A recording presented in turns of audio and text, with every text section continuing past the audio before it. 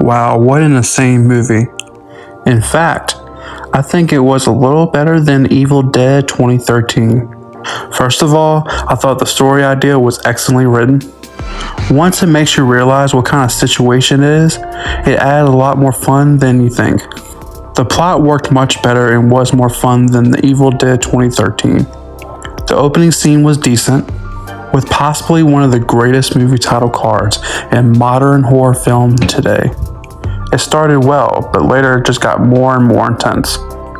And a cast that's not very well known of actors that did a really great job, with performances that felt like real people who became possessed. Alyssa Sutherland, who played the lead role, absolutely killed it. She was terrifying. I also really liked the night and rainy vibe, which added to the atmosphere. The kills were very fun and gory, exactly what you expect from a movie like this.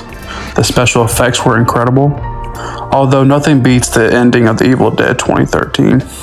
I thought the ending was decent and cleared up a lot of loose ends. It also added some comedy elements that reminded me of Evil Dead 2.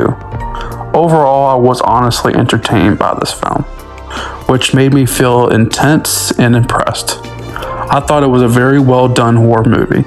How would I compare the movie to Evil Dead 2013? I think the Evil Dead 2013 was more brutal and gory, with lots of blood, while Evil Dead Rise was more insane, creepy, with a better plot. For those who've never watched any movies in the franchise, note that you absolutely don't need to watch any of the other movies to understand and enjoy this one. Also, Lily Sullivan is my new crush. Absolute goddess. She absolutely killed it in this film. Overall, I would give this movie a 8.5 out of 10. From the great performances, to the gore, to the blood, to the horror, to all of it. Do yourself a favor and go see this film. So with all that to be said, let's go check out Caleb's review, who went to go see the movie with me. And then after that, please subscribe to the Best in the Business Cinema Fans, home for fans of cinema. So I just got out of the theaters with my buddy Matthew, who is Cinema Fans, who I will be tagging in this video. Evil Dead Rise was amazing. Oh my gosh.